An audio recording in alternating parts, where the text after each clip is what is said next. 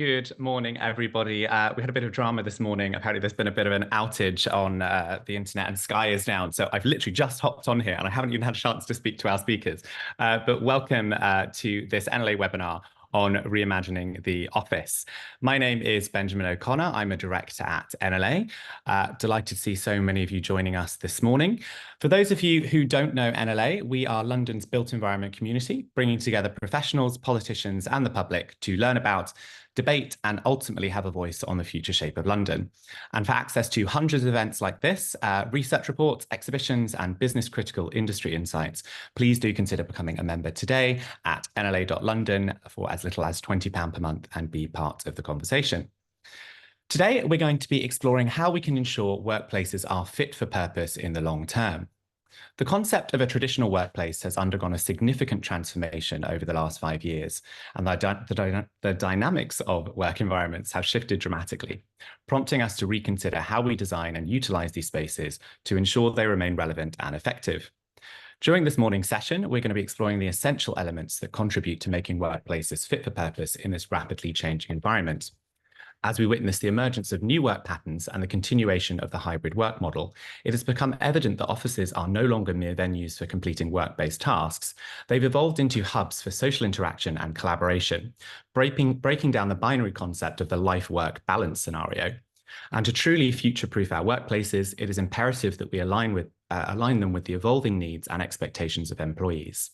Sustainability, well-being, and flexibility have emerged as the key pillars that underpin the modern workforce's requirements. Over the next hour, we'll be delving into some of these themes and giving you some insights into how to navigate this new landscape of workplace design and management. This event forms part of our ongoing NLA work programme, and I'd like to remind you that there will be a chance to ask our speakers some questions at the end using the Zoom Q&A button, which I'm sure you're all familiar with by now. Okay, we're going to kick off with our first speaker, and that is Felicity Ranger, who is the Office Leasing Manager at Lendlease, who will give an overview of the evolution of the market. Over to you, Felicity. Thanks, Ben, and morning, everyone. As Ben just mentioned, I am the Office Leasing Manager for Lendlease UK, and I primarily look after, at the moment, our big scheme out in Stratford, which is in the Queen Elizabeth Olympic Park. So I've got a few minutes this morning to talk to you about the changes that we've seen in the market that I'm sure a lot of you have seen as well around office culture, workspace culture. And the word workspace and the word office are used quite interchangeably now because they are not just offices in the conventional definition of the word. They are spaces, as Ben alluded to, that are hubs for collaboration, innovation, and responses to the way that we now work in a hybrid or a flexible manner. So that, as working as a developer, is something that we have to address quite early on in the property life cycle to look at the design, the delivery of not only the bricks and mortar of the building, but the surrounding areas. What do people expect to see from an office or workspace building?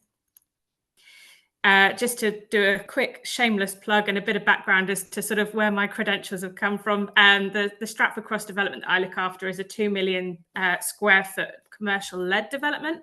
It's in the Queen Elizabeth Olympic Park. It was formerly the car park for the Games back in 2012. So it's a big part of East London's regeneration story.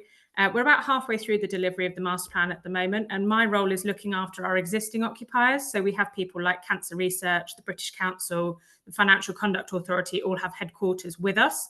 But I also speak to potential occupiers and other businesses in the local community about what they're experiencing from their workspaces, what their needs are, where their needs are or aren't being met, both within the four walls and the roof of the buildings that they occupy, but also in the public realm, the amenity, the transport connectivity, and all those other things that we almost take a bit for granted in the wider development.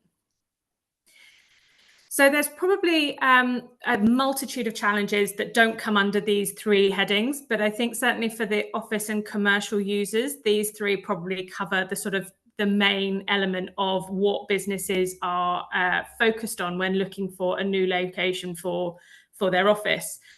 It's fair to say that the definition of prime workspace has really evolved, particularly over the last 5 to 10 years. Traditionally, the definition of prime was a sort of a grade A building with a certain sort of specification, fit out.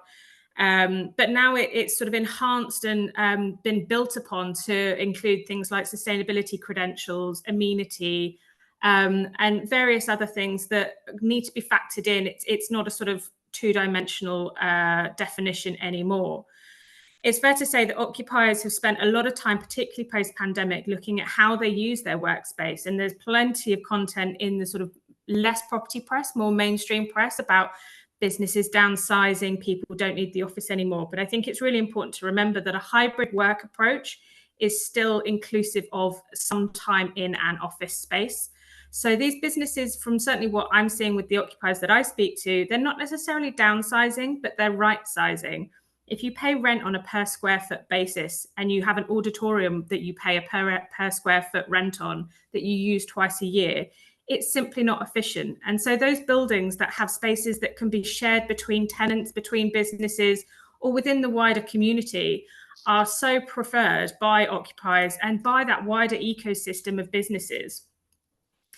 And that plays into the ESG criteria. And there's been so much said about ESG that I won't spend ages talking about environmental statistics. Of course, we all know that they're really important. I think something that occupiers are now really catching up with is the S of ESG. When you move your business to a new building or to a new location, you're really sticking a flag in the ground to say this building and everything it offers makes this statement about my business and my brand. So the S, the social side of ESG, whether that's community engagement, opportunities for education for your staff, opportunities for charity outreach work, schools programs, local employment, are a really important part of businesses co-locating or relocating to a new location. And things like those shared amenities that I referred to are a really important part of that brand identity.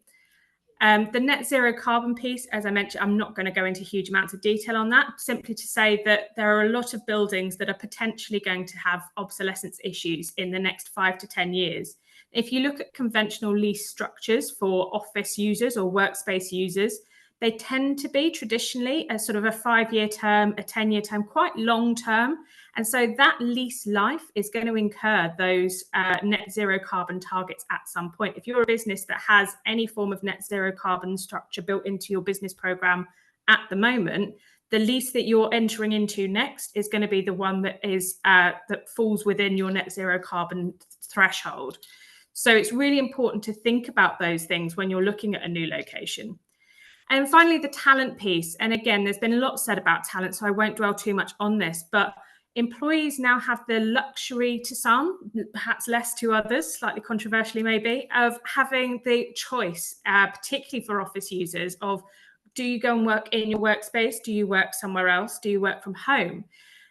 It's fair to say that with the cost of living rises and various other things that have factored into the way that we work, businesses now really need to earn the commute. Most employers now offer a huge number of work perks and benefits over and above things that are considered quite standard. And I'm sure you will have seen yourselves that your employee benefits have grown over the last 10 to 15 years, not only for the sort of more conventional things like healthcare, perhaps pension contributions, etc., but gyms, vouchers for education, season ticket loans, vouchers to perhaps get a new bicycle to get to work on. All of these things that employers perhaps 10, 15 years ago might not have had to think about, but are now factoring into their wider promise of what they can offer talent in order to attract and crucially retain. So where developers and landlords can come into that is really about engaging with those occupiers. What do those businesses want from their space? I've already talked about amenity, but that integration opportunity is so important for businesses to collaborate and to try new things, to trial new ideas and to innovate fundamentally. One of the early successes of big co-working and flex brands was that they enabled small businesses to collaborate with each other, to network with each other, and to share ideas and opportunities and create and foster a community. It not only saves money from a point of view of sharing facilities, sharing resources, but it also engenders collaboration at a much higher level than perhaps those siloed approaches to businesses that they may have taken a while ago. That community piece is really important. as well for a wider ecosystem, particularly in the world of hybrid working. If you have a business where you've got staff coming into the office perhaps 2 or 3 days a week, then you've potentially got a building that has the lights off more than they're on. So how do those buildings become more efficient and effective for the community rather than becoming white elephants or no-go areas for the vast majority of residents and local people? So whether that's in creation of spaces that can be used by community groups, flexible spaces, permeable spaces, but also public realm as well. Making sure that those opportunities are felt not just by the tenants who pay a rent inside the building, but the businesses, the community groups, and the residents around them. And that flexibility goes beyond the sort of the offices and the cafes and things like that, but all of the resources, whether that's end of trip facilities. If someone is visiting an area and they don't want to leave their bike chained to a lamppost, perhaps they might want access to your end of trip facilities. There's lots of different ways that we as landlords and as developers can sort of open our minds to this and be really truly collaborative and integrated. It would be remiss of me at this point, and particularly in the context of the role I currently do in Stratford, to not talk about the role of higher education or education more generally within community ecosystems. They're mutually beneficial for both the education providers themselves, but also for the businesses that operate within those ecosystems. It's a common misconception, I think, that universities bring a load of teenagers who are sort of skateboarding and smoking into your public realm, and they don't necessarily contribute to the wider business ecosystem. It's not grown up enough, or it's not sophisticated enough. But actually, universities are ranked on employment and student enjoyment. And so it's really important for them to be co-located in an area where there are those opportunities for their students. And it's really important to remember that universities have a huge swathe of employees of their own, whether that's postgraduate students, research fellows, teaching staff. Those people not only are employees and therefore want the same employee ecosystem that an office-based employer would want, but they also have opportunities for the businesses in their ecosystem. If you're a business that can co-locate next to a higher education institution, you then have access to thought leadership, the ability to sponsor research, graduates, employment opportunities, work experience. And the communities can then work together to retain students post-graduation. You don't necessarily need to go to a space for 2 to 3 years to get your degree and then clear off to another part of the country or to another part of the world to start your career. You can stay within a community and put down roots and really become part of that ecosystem. And I think as businesses discover that more and more, it becomes, as I say, a mutually beneficial ecosystem that is only going to get more and more sort of integrated into the way that we view workspace and how workspace integrates into the wider landscape. I think that is my last slide. So before I start ranting, I will hand on over to Andrea. Well, thank you very much, Felicity. Yes, I'll just introduce Andrea now, who's our second speaker. So Andrea Cottam, who is Associate at Bar Gazettus. Andrea, over to you. Hi, thank you very much. So I'm Andrea, I'm Associate at Bar Gazettus, and I'm just going to be talking to you about one of our recently completed projects called 5 Fields, and I think relevant to this discussion in that we really had to challenge some of the traditional notions of office design in this project.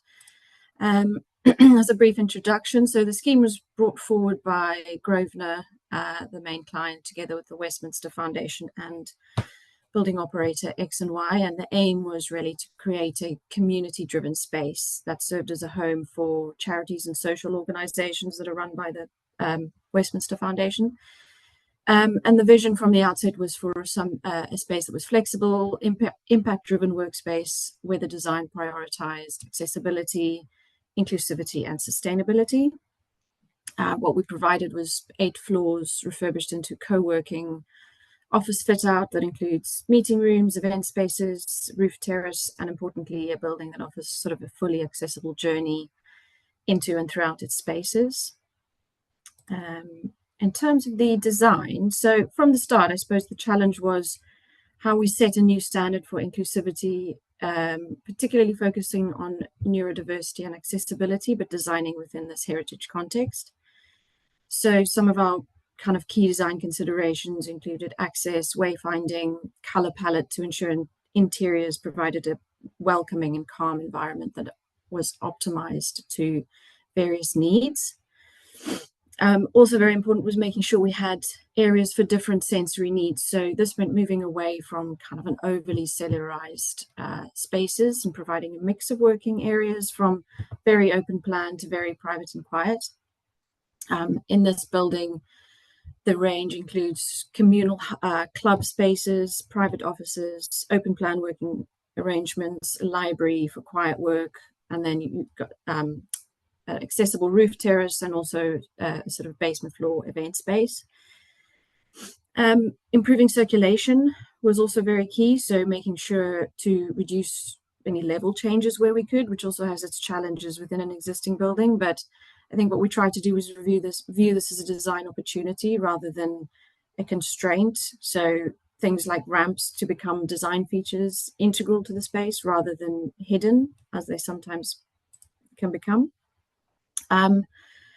So, like I mentioned before, throughout the building, we designed the interiors to create sort of this sense of welcome and ease. So, a warm, muted color scheme in various configurations helps to provide the sense of calm and aids wayfinding through how it's repeated in different spaces. With things like signage, we included pictograms, braille, as well as text, so that all users can navigate the building more effortlessly. If I just go to some floor plans, so there's just some example floor plans here showing sort of the long floor plate we were dealing with. On the lower floors, we used roof lights, sort of 2 large central roof lights to get light down to the space, and then all of the working spaces centered around this. And you can also see kind of the variety of more cellularized and then more open spaces within the floor plate. And then an example of the second floor, which was kind of the community hub of the building, which leads out onto a roof terrace, and one of the upper floors, which was one of the sort of an enterprise floor, which was led by single tenants. So accessibility, I mean, it was obviously a key driver in the design, and ensuring a fully accessible journey was crucial. So I suppose starting at the main entrance, we managed to introduce a platform lift that now integrates seamlessly into the heritage facade, which obviously comes with its own challenges in terms of planning, but it all worked out very well in the end. And then moving into the reception area, a feature ramp, which I think demonstrates the approach to integrating practical elements into the design, where this serves now as a functional and an aesthetic highlight in the space. And then using things like symmetry and rhythm in the floor plan design also help provide a sort of sense of calmness and regularity and predictability, which kind of aids the different neurodiverse needs when people are moving through space. Color palette and lighting were crucial. So transitional and dimmable lighting assist those with sort of hypersensitivity. And then using calming colors repeated in certain spaces can aid navigation and memory. I'll just go to the next page, which has got some nice images while I'm talking through design. Other accessible initiatives included more simple things like height adjustable custom-made furniture to accommodate people in wheelchairs as well as people who aren't in wheelchairs, and then making sure that all joinery and T-points is completely accessible with all the worktops and sort of facilities to suit people in different situations. So you've sort of got big moves like platform lifts and the ramp, and then the more subtle intuitive design moves, things like clear graphics and text and wayfinding elements, color palette consistency, flexible seating options, variety of spaces, all coming together to contribute to this sort of enhanced sense of user comfort. And then sustainability. So, I mean, Felicity did allude to the fact that ESG is sort of a big one in office design at the moment, and I think we had extremely high sustainability targets for this one. Everything had to align with Grosvenor's sort of quite rigorous sustainability objectives, so it pushed us to meet very high standards, which in the end it did, with embodied carbon figures that are, I think, 60% better than GLA benchmarks, surpassing LETI standards. And it was obviously a big collaboration effort to get this done, but I think some key design moves from our side was innovation and researching and using new sustainable options for things like furniture and finishes. We collaborated closely with furniture suppliers and furniture designers to source upcycled chairs and tables, and then we used these throughout the spaces to add interest. And then also in relation to material selection, while we utilized as much of the existing as possible, where we chose new elements, this was really based on sustainability and including things like recycled steel, which we took from another site, which was also a Grosvenor and Bargazettas project. And then also some timber, which we used in the joinery, was sourced directly from Grosvenor's estate. So there was a lot of work that sort of went into making sure that where we got new materials, it was really sustainably sourced. And I think that had a big impact on waste, diverting waste. I think that was really a very quick overview of the project. And I think that's where I will end. But I suppose in conclusion, the project, it does challenge the traditional notions of workspace design and really encourages us to prioritize community and inclusivity from the very beginning as a way of ensuring kind of longevity and relevance, I suppose. Great. Thank you very much, Andrea. Very interesting to hear about Byfields. I'd like to remind the audience, and for those of you who have joined just after my intro, that you can ask any of our panelists questions going forward. So please do start getting your questions in using the Zoom Q&A function. I'm going to bring into the conversation two additional panelists. So we have Borja Makeda, Associate Partner at Shepherd Robson, and Megan Charnley, who is a Senior Regeneration Manager at the London Borough of Newham. So I'm going to kick off first with a question for you, Borja. Can you tell us a bit more about your 95 Queen Victoria Street project? We've had a bit about sustainability and well-being already, but perhaps you could elaborate on those as challenges in your project. Certainly, Ben. Good morning, everyone, and thank you for inviting me on this webinar. 95 Queen Victoria Street is an office building that's located in the City of London, just between St. Paul's and Millennium Bridge. It was constructed back in 2004 under the tight constraints of the St. Paul's height viewing corridors. So we were dealing with the building that was designed and built to its maximum capacity. So any opportunity for refurbishment was all concentrated to the inside of the building and in its envelope. The project has been an interesting journey with the client and the team. We just started off with the challenging task of repositioning the building to the market, whilst focusing mainly on sustainability, retaining and reusing circularity principles, etc., as well as trying to improve user experience and well-being of the potential users of the building. So quite a challenging task in a very constrained envelope. The project is now nearing completion, and it will soon be taken over by a tenant who's taken the entire building, and they seem to be very, very happy with it. So a great success there. So how did we get there? How did we get here? So from the very beginning of the project, our goal was to try and retain as much of the building as possible, as much of the existing building, and at the same time trying to avoid new construction, try to avoid adding elements to it to reduce upfront carbon. The project itself retains the original building envelope and structure, which was both validated at the start, achieving a 70% reduction in embodied carbon compared to a new build of the same size. We also managed to retain, for example, most of the raised access floors in the building, which were validated and warranted. And we also used the existing lifts, for example, which were refurbished together with their finishes, whilst maintaining a high quality end product. And you wouldn't be able to tell that they're the existing ones now. Regarding Cat A, I just wanted also to point out, we decided early on to just fit out one of the 6 floors of offices with the ceilings and services and leave all the rest as delivered as shell and floor, meaning it's just an empty floor plate with just the refurbished raised access floors. These obviously reduced a lot of upfront embodied carbon and avoided potential waste with the tenant, with transition of the tenant fit out into the space. And this is now proven to be the right decision, because we're now seeing the tenant looking to implement the fit out, and we see they're looking for exposed services and no ceilings in their design. So that was a very, very good choice there. Regarding the existing services of the building, we, together with the engineers, we worked very hard to replace what's there at the moment, what was there, with the new, more efficient system to obviously improve operational carbon and reduce energy consumption. And we also added attenuation tanks to collect rainwater from for toilet flushing and irrigation purposes. So yeah, all in all, in terms of sustainability, we managed to target quite good credentials within the constraints of the refurbishment. We upgraded the building to EPC A, which was quite challenging.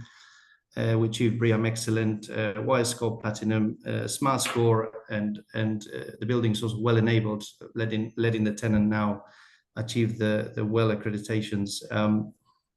Regarding well-being, Ben, you're asking about that side of things. We had from the outset very quickly established goals for how the building was going to be used by potential tenants. And we established that the value the project was going to bring was not only going to be measured by its location, which is fantastic, its floor plates, which are also very good at the moment, but it was mostly measured by the quality of the amenity space that we were going to introduce into the building and the user experience. So we worked very hard within the constraints of the building to bring those amenities into it. So maybe the relevance of this project to this webinar is the fact that we had a very constrained space in which we had to inject some of that amenity space. So we decided early on with the agents and the client to reduce some of that net lettable office area to give way to these important amenity spaces. And that was obviously a bit of a nervous move to start with, but it proved to be the right move. So for instance, the reception space was completely transformed, enlarged, taking over some of the first floor office space, and we introduced 6 5-meter tall trees as you enter, greeting you when you arrive. We have designed an outwall installation that you can appreciate from the inside as well as the outside, making this a very engaging arrival experience. Also, the existing building didn't have suitable entry facilities, so we carried out a complex refurbishment of the basement to introduce diverse cycle parking, electric battery charging, scooter parking, and brand new showers and changing rooms, all inclusive and accessible. But the most significant enhancement to the project was the brand new terrace, which we introduced on the roof, where there was nothing there before. It was just a metal roof, and we'll link that to an internal amenity space, which again we took from the office space, and we turn it into an events or collaborative space for shared activities, and that link to the roof terrace has proved to be very successful. So this terrace not only provides 360 panoramic views of the city, of St. Paul's and the river, but also provides a green oasis for relaxation and social interaction. A great place to have your lunch and hang out with your colleagues. So yeah, to conclude, we feel 95 Queen Victoria Street is a good example of a complex retrofit that within the constraints of the building is achieved great sustainability credentials and provided really interesting amenity and well-being targets again through careful design and application of advanced technologies. So yeah, we hope it becomes a great place to work and also socialize. Thank you. Thanks. Paul, I'm a big fan of city roof terraces. You'll have to invite us all around for a party at some point. Yeah, will do. I'm going to come to you next, Megan. Can you tell us a little bit about the Newham strategy on resilient workplaces, and how does this strategy help retain local talent and diversify the workforce? Yes, certainly. I should say that I've now left the Regen team in Newham, and I'm now head of inclusive economy strategy and programs. And so I'm going to answer that question in that context, because I think that zooming out and talking about that emerging inclusive economy strategy, it's all about supporting good local jobs in the environments we need to do those jobs. And it's also critical to the council's community wealth building agenda. So I think that's a good context to talk about it and to talk about workplace. So just to quickly brief on what do we mean by an inclusive economy and why is workplace important. So it's an economy that supports prosperity and the planet. And for Newham particularly, that means an economy that has a diverse range of industries, that's productive and resilient and adaptive. And we need to recognise and support our entrepreneurial community particularly, because we've got a big one, and our very big small business presence, and also to enable community ownership and social entrepreneurship, and of course the voluntary sector, all of which are important parts of our local economy that do need space. And in this context, what does prosperity means? It means consideration of good mental health and physical well-being, which I think others have touched on here. It also means a sort of baseline of affordable and secure housing and access to other services to provide a solid starting point for people that want to run a business or be successful at work. So that's the baseline that we set. And then on top of that, of course, we need to enable financial well-being, good work, and empowerment and representation, which I think is particularly important in boosting those small businesses. And on top of this, of course, we've got to protect the planet. That's really key to the council's just transition strategy as well. So that's through enabling retrofit and low carbon development, creating healthy and efficient homes and places. So obviously good quality workplaces, which are accessible and affordable and which work for our diverse communities, is central to making all of that possible. It's a really important part of our approach. In terms of the specific socioeconomic context for Newham, which people may not be familiar with, it's one of London's youngest and most diverse boroughs. It's also one of the most deprived, and in-work poverty is particularly high. Barriers to employment in the borough include English language skills, the legal right to work, and challenges around mental and physical health, as well as confidence and low self-esteem. So all of those sort of harder to quantify things are also really important to consider in that context, especially when we're talking about how to retain a local and diverse workforce. It's not enough to just create these beautiful workplaces. We also need to be addressing the wider inequities and barriers that can prevent people from actually getting into work in the first place. In terms of the business and workplace context in Newham, we've got a very high, well, the number of jobs has increased dramatically, as has business startups. And we actually have the highest rate of business startups in the borough. 94% of our businesses are micro businesses. So that sort of, gives you a picture of what that, what the sort of granularity of that business landscape is. Contrast to lots of different other London boroughs, Newham has a good supply of industrial land, and we have London's only enterprise zone in the Royal Docks, as well as a significant commercial sector in Stratford, which we saw a glimpse of earlier. So we have this quite complex picture of sort of big business hubs, enterprise zone, and these sort of very, very large supply of micro businesses. Our new emerging local plan and inclusive economy strategy recognises that, seeking to protect and intensify valuable industrial land, and then also try to continue to establish these clusters in Stratford and the Royal Docks, while providing affordable workplaces at a more local level across the borough, close to where people live. And I think that blend is really important. Our new local plan is embedding the 50-minute neighbourhood concept.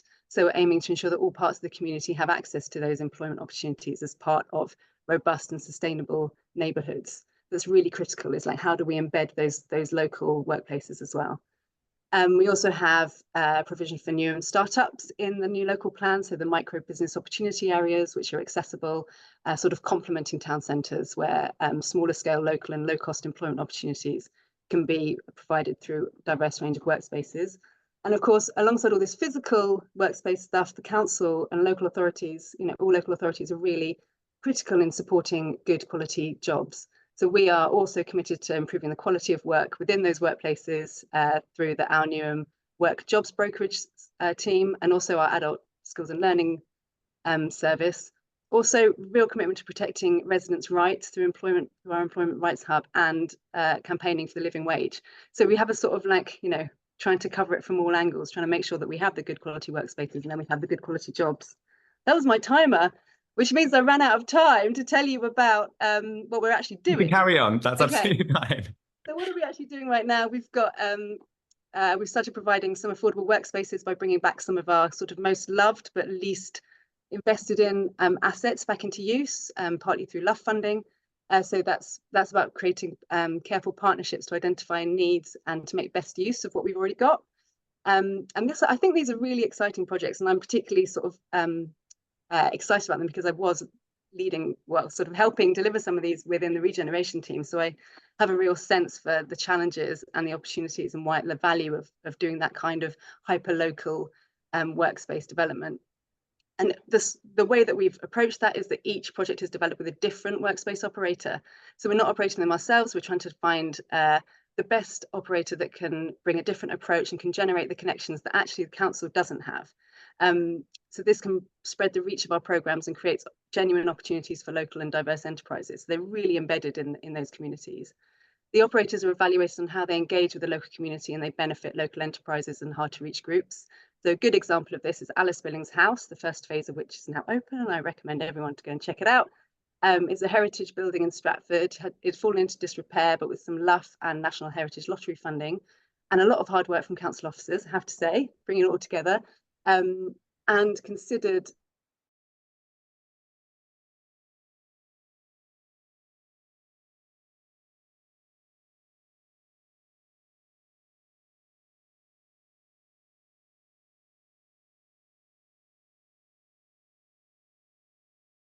currently being brought back into use by Respace, and that's an operator who's really genuinely embedded itself in the local community, offering spaces and services way beyond their affordable workspace offer to benefit local people, super hyper tailored. And we sort of have an approach that tries to wed these projects together and try to make sure that we can benefit by creating a network of those different workspaces, so that businesses can sort of move between them quite naturally, and that each workspace benefits from its sort of hyper local context and the sort of network of the operators. We're also just starting to look at a new model for meanwhile use in high street, seeing if we can sort of matchmake alumni businesses from our business and enterprise schemes into short-term retail space opportunities to sort of enliven high streets in that way. And then looking forward, we are looking to establish a more updated workspace strategy, which will address nuances of types of workspaces needed in each area, affordability issues, to refine our approach to securing inward investment, to really focus on those clusters, like different sort of industry clusters in different areas of the borough. And finally, of course, how to further support our community wealth building agenda, developing local operators and making sure that workspace provision really does support those local opportunities, disadvantaged groups, and those from diverse backgrounds. Great, thank you very much, Megan. You covered a lot in a very short space of time. And actually, you've touched on a few points. I was going to go into my questions, but we've got some really, really interesting questions coming through from the audience. So I'm going to pick up there. And there's one here that really chimes with me. I do a talk actually on inclusive design, and I want to focus a bit on this sort of second question, because we often talk about trying to design spaces for everybody. But of course, if we're designing something for everybody, you end up designing for nobody, because it's kind of, you've got to take into account your user. So the second question we have here is, how can reimagining workplaces be more engaged with intersectional understandings of disability, race, gender? How do we think about these things when we're creating workplaces kind of for everybody? And maybe if I can start with Andrea around your approach to the project that you presented. Yeah, I think it's a really good question, and it's a tricky one, especially in office design, because I think everybody's sort of got stuck in a bit of a mindset and just churns out offices that are really a little bit, it's not the people that are disabled, it's the environment that's disabling the people. But I don't know, I mean, I think from our side, it's really about trying to educate our clients, I suppose, and making sure that we're having these discussions with clients from the very beginning about understanding the people that are going to use the space, what needs to be done differently, and I think that's something that we're taking onto new projects, is just this early engagement and the discussions early on, and making sure the clients understand it and are on board with it. I think with 5 Fields, we had a client that was really interested in making sure it worked, so that really helped. But yeah, early discussions about it is important, I think. Felicity, you were nodding your head. Did you want to come in on that one? Yeah, absolutely. I think it's absolutely key to communicate with everyone who's involved throughout the delivery process of these spaces to be as inclusive as possible. We at Stratford actually have a tenant committee where we have sort of quarterly meetings to ask them about what they're enjoying about their space, both the buildings themselves, but also the public realm around them, the retail mix, the meanwhile activations, what they like, what they dislike, what they need more of. And I think it's that genuine communication that helps everyone understand exactly where the needs are. It's sometimes quite easy to fall into a bit of an echo chamber of sort of landlords and people in our sector. Sort of, we all do the same thing. We've all sort of come from similar backgrounds, or a lot of us have, to think that we know what's best. So I think having that genuine engagement and that two-way conversation is invaluable. Great. And I don't know if Borja or Megan, you wanted to come in on this one. Well, I think yeah, all of it has been said. I think communication, when Andrea was talking about talking to clients and educating, I think is also understanding the voices all the way down the pyramid, not just at the top, and getting all that feedback from occupiers as how everybody wants to use the space, what do they expect from the space, especially all the amenity and shared collaborative spaces. We do a lot of work with trying to figure out entrances, access, obviously all the toilets, all the changing areas, all these shared spaces, but obviously the fit out to a particular tenant that needs to be carefully considered as well. So yeah, communication is the key. Definitely. Yeah, I'd like to add to that actually. Alongside my role at Newham, I'm also a director of projects office and architecture practice. But you didn't have enough to do already. You were just yeah. And we have a portfolio of some commercial office projects in which we're sort of quite lucky to have worked with a lot of clients who are at their sort of Series A funding, so they're going into their first workspace. It's a really good opportunity to really talk to those teams and find out what they need at a very exciting time in their growth. And we found that, just to add to what everyone's saying, it's not just about talking to the, I think as Bor has said, it's not just talking to the high level, it's actually talking all the way down the line. And our best clients understand, we can persuade them that actually investing in that early stage, like pre-REBA 2, like that, the development of a brief should be a really collaborative process in which we can really talk to everyone down the line. And we found that, this is sort of a tip, we found that like talking to everyone, including people like the cleaners, the people who are in that space every day and have to know where is the Hoover going to go, how are we going to get up the stairs, things like that actually about like the people who touch the building every day. Those people are also really critical to making the building work. So that's one thing. And then just to add to it, the other thing that we've been doing is we've got a real focus on neurodiversity. And we found that doing a neurodiversity accessibility statement at an early stage also helps to make sure that we're not just talking about, the accessibility issues that we would expect to address, but actually thinking much more broadly about what does it mean to be neurodiverse in this environment, and how can we make sure that a workspace is attractive and functional and benefits everybody. Excellent, thank you. This is such an interesting topic. I'd love to spend more time on it. We've got some other really good questions coming through. So we're talking a lot at the moment at NLA about adaptive reuse, and next year we're going to be focusing on kind of retrofit, specifically around adaptive reuse. We've got ideas coming forward for spaces like the old HSBC building in Canary Wharf, and thinking about those kind of big monolithic offices and how they will evolve. And the third question we have down here is, how can workplaces be designed to grow or change for new uses in the future? Because it seems like not long ago we were designing one type of building, and now we're talking about we need something totally different. So I wonder if somebody wanted to kick us off on their thoughts on how can we actually, whether it's retrofit or building new, design something that in 20 years is still going to be relevant and useful. It's a difficult one. I can jump in this one quickly. So you mentioned the HSBC building, I think is a very good example of where things are heading in terms of retrofit. And what I was mentioning earlier about carving out a space within the net lettable area and giving way to amenity space, external space, and shared spaces like I don't know, rooms that are more than just office sitting at the desk. So yeah, I think that is taking over, and I think obviously the idea of retrofit is becoming more and more critical. We shouldn't just knock buildings down. We should validate existing structures and existing envelopes properly.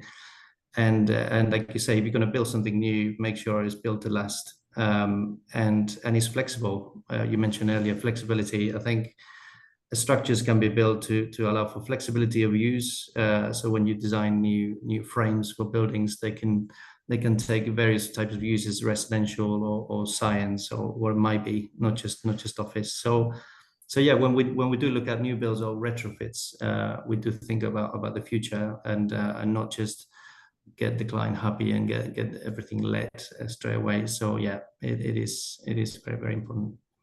Great. Anyone else want to come in on that? Maybe, I don't know, Felicity, from a developer's perspective, what your... Yeah, absolutely. I think the flexibility piece is absolutely key with this. It's fair to say that we're moving at pace, and there's always a little bit of a lag for developers in terms of the speed at which we can deliver to respond to occupiers' expectations and the changes that we see in the market. So that flexibility piece is really important to future-proof those developments. There's definitely a movement towards retrofit as opposed to building new from a sustainability perspective, if nothing else. But I think there's an ambition from occupiers to move with the times and try and make their workspaces as adaptable as possible. I think occupiers and businesses have seen the changes as much as developers have. So being able to commit to a space that can grow with them, can change with them, whether that's the inclusion of co-working spaces, whether that's flexible spaces that can be a boardroom one day and a yoga studio the next, are really important, and to sort of not really sort of put too much emphasis on one particular use or occupier or purpose. Is a really important part of the process. Just sort of anecdotally, when I started my leasing career, I was doing leases, and this was sort of 10, 15 years ago, which included car parking spaces allocated in central London office buildings. There are no car parks in central London office buildings anymore. We just don't build them. And so looking at how we change the narrative around what we deliver as standard, what people expect and what people are going to expect is going to be a really important part of the next couple of decades of delivery. Great, thank you. I'm going to move on, but we'll cover some of the points actually that Felicity mentioned, because we've heard a little bit about kind of mixed use, and particularly the evolution of what we came to think of as kind of campuses, like a work campus, life science campus, but actually you spoke about actually mono use. And we've got a question here, which is, much of the new office environment seems to be about reinventing mixed use town centre environments in areas that have become monofunctional, mono-occupant. Critical mass seems essential. What advice would you have for smaller town employment centres to kickstart this process? It feels like potentially I should start with Megan on that one. Yeah, it's a really good question. It's obviously very tricky, because like kickstarting that process is so hard. I think that a lot of it comes down to ground floor use. So how do you kickstart a really good ground floor strategy to make that area, to revive it by creating a sort of opportunities for diverse, uses and activities in that area. So I think part of this is about sort of the financing of that ground floor and the leases that you're able to offer, in order to, you seed that that activity, and that can then drive. And that is a familiar model that we have seen across the city endlessly. But I think it also works on a kind of on a quite micro level to create sort of micro neighborhoods. So I think that is a great place to start. Obviously, you should always start by asking people in the local area what they need. We can't just build it and they will come. We need to we don't want to see empty ground floor units. So we need to figure out what kind of space is required, what kind of businesses need to be there. How can we actually tap into the local vibrancy that will be sort of latent, and just enable that to come to the surface. So I think, as ever, it always starts with meaningful conversations with local communities. Great, thank you. Did anyone else want to jump in on that one?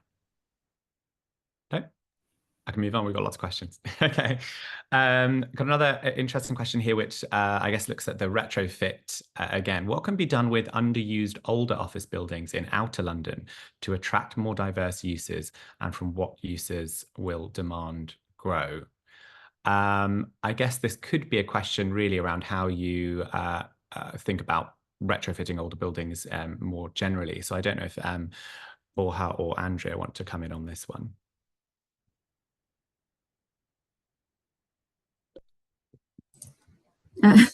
I'll jump in. Yeah, it's a good question. I think flexibility is key in designing super flexible spaces, because I feel like it's not really it's not that specific anymore. People's working habits are more flexible, but what they require in the office is more flexible. And now you're sitting with sort of outside of London, big office parks and stuff that it just nobody's using. So my view is designing more flexible spaces in those buildings. I don't know, Borja, if you have any other opinions on that. Yeah, no, I agree, but I think there's also a question on location here.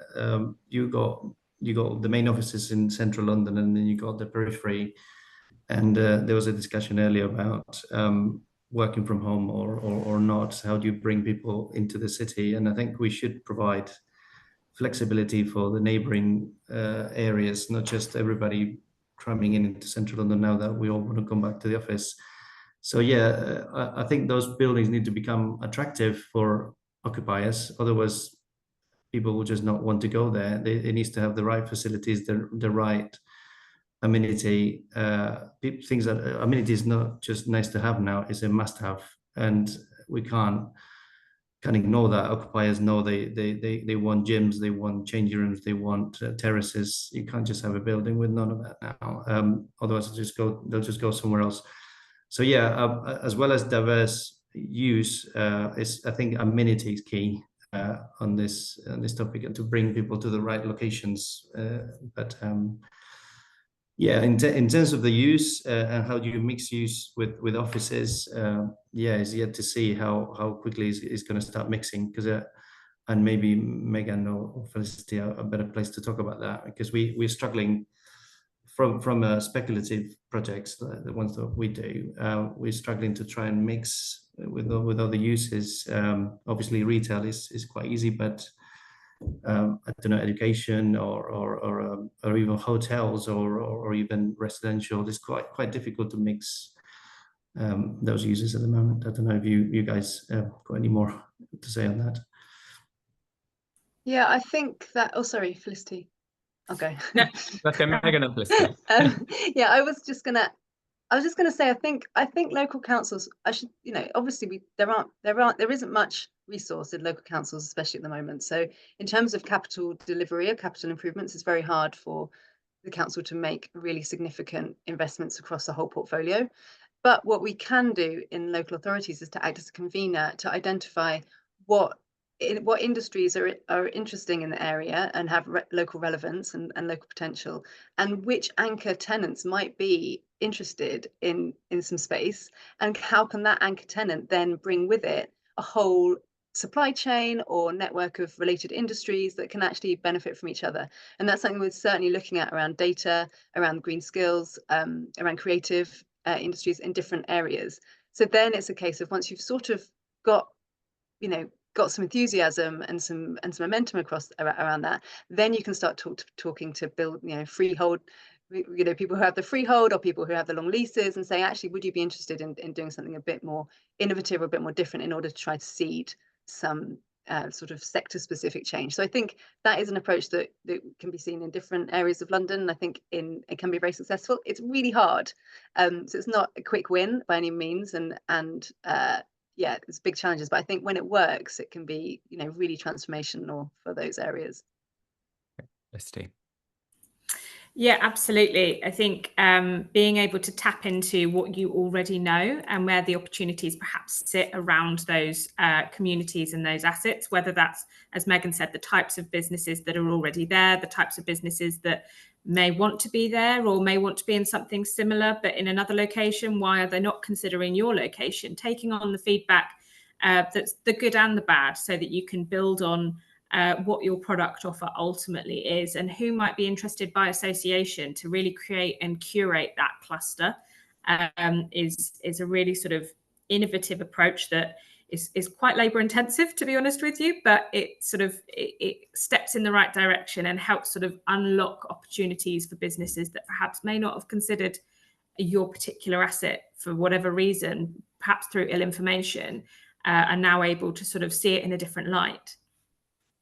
Great, thank you. We do have quite a few other questions, but I'm going to come to a closing question because we've only got sort of four-ish minutes left. But if there are any here that are specific, we will pass those on to speakers. So sorry you couldn't get to all of them. But I just want to finish by coming to each of you around what is the kind of one key takeaway for you in terms of when we're thinking about designing workplaces for now and the shift that's happened, but also making them fit for purpose for the future. What would you say is the most critical thing that our audience can be thinking about? And I'm going to start with, people hate this because I jumped this on them. I'm going to start with Borja. Actually, is Borja frozen? That's probably not a good place to start then. Okay, and maybe if I start with Megan. Yeah, I think it's a really good question, and I think that the answer, well, not an answer, is about investing in that early stage of design and brief development. And I think that the clients who are able and understand that putting some resource to that point, instead of just trying to move quickly through the design process as quickly as they possibly can, actually stopping to pause, think about the brief, work with designers, work with architects, and work with the local community properly to properly ask the right questions. Investing in that first piece of design development work is just going to reap the benefits that actually you will be delivering something that is flexible and will work for the local context. Excellent. And actually that speaks a little bit to the question we had from a Newham resident that's in the Q&A, which we'll send on to you. I'm going to come to Andrea next. Yeah, I think Megan pretty much stole my answer, but well, it's good if there's consensus. Then no, yeah. I totally agree. I think for me it was what it would be is early engagement, early conversations with the client, so that they understand the principles that you're designing around, and then making sure that you have the conversations with the end users. So that would be great. Keeping that in mind. Yeah. And Borja, did you hear my question? Because I know you I didn't. I think okay. my Zoom jumped out. Sorry. No worries, no worries. I was asking a kind of a closing question that what would your kind of one key takeaway for designing a workplace for now, but also thinking about how it can be fit for purpose in the future for the audience? What do you think the key thing that people should be thinking about is? So I've only just said a little bit what Andrea was saying, but yeah, I think we need to hear the voices from the young generations as to where we're going and what people need of office buildings, and try to adapt, like Felicity was saying, quickly, because every week it changes. So we just need to be flexible and open, not just become sort of like the old dinosaurs of design, and be very, very open to new ideas. So yeah, just have an open mind. I think that's the key. And Felicity. Well, I wrote down 3 words and they've all been covered off, but collaboration, communication, and flexibility. It's absolutely critical. Excellent. Well, short and sweet to finish on, and we're going to finish up pretty much bang on time. So I just want to say a thank you to all of our speakers. Really, really interesting discussion. As ever, this could have gone on probably for another hour because there was lots for us to cover. And of course, thank you to our audience, some really interesting questions that you sent through. And I'd just like to say enjoy the rest of the day. It's very hot and sunny outside, so hopefully everyone will have a lovely Friday and weekend. We are going to close off with a short poll for the event, so please do stick around and answer that if you can to our audience. And look forward to seeing you at the London Centre or on here at some point soon. Thank you all. Bye-bye.